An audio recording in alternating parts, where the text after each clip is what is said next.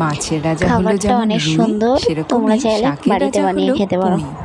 চলো আজকে তোমাদের সাথে শেয়ার করে নিই একটা পুঁই শাকের রেসিপি। পুঁই শাকগুলো কুচি করে কেটে ভালো করে জলে ধুয়ে জল ঝরিয়ে রেখে দিতে হবে। এখন একটা শুকনো কড়াইতে খানিকটা মুগের ডাল লাল করে ভেজে নিতে হবে।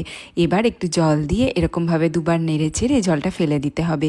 বেশি ধুয়ে ফেলো না কিন্তু, তাহলে ভাজা ডালের গন্ধটা চলে যাবে। আগে থেকে ভিজিয়ে রাখা খানিকটা মুসুর ডাল এই মুগের ডালের সাথে যোগ করব।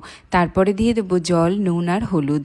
আধা সেদ্ধ হওয়া অবধি ডালটা রান্না করে নিতে হবে। এরপর ধুয়ে রাখা পুঁই শাকগুলো এর মধ্যে দিয়ে সেদ্ধ হতে দিতে হবে। এখন কড়াই খানিকটা সর্ষের তেল গরম করে তাতে কয়েকটা ডালের বড়ি ভেজে তুলে রাখবো।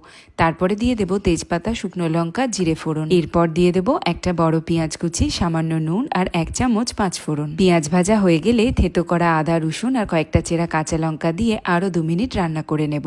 তারপরে দিয়ে দেবো হলুদ গুঁড়ো, লঙ্কার গুঁড়ো আর সামান্য চিনি। আরো 2 মিনিট রান্না করার পরে কয়েকটা টমেটো কুচি দিয়ে দিতে হবে। মশলা ভালো করে কষানো হয়ে গেলে ডাল এবং শাকের সেদ্ধটা এর মধ্যে দিয়ে দিতে হবে এবং তার সাথেই ভেজে রাখা বড়িগুলোও দিয়ে দেবো। সব শেষে একটা চেরা কাঁচা লঙ্কা আর পরিমাণ মতো নুন দিয়ে 10 মিনিট হাই ফ্লেমে রান্না করলেই তৈরি হয়ে যাবে ডাল দিয়ে পুঁই শাক। গরম ভাত, ডাল দিয়ে পুঁই শাক আর 1 পিস মাছ ভাজা, ব্যাস আর কিচ্ছুটি লাগবে না। আমি তোমাদের বলছি একবার বাড়িতে ট্রাই করে দেখো, আশা করি খুব ভালো লাগবে। Thank you.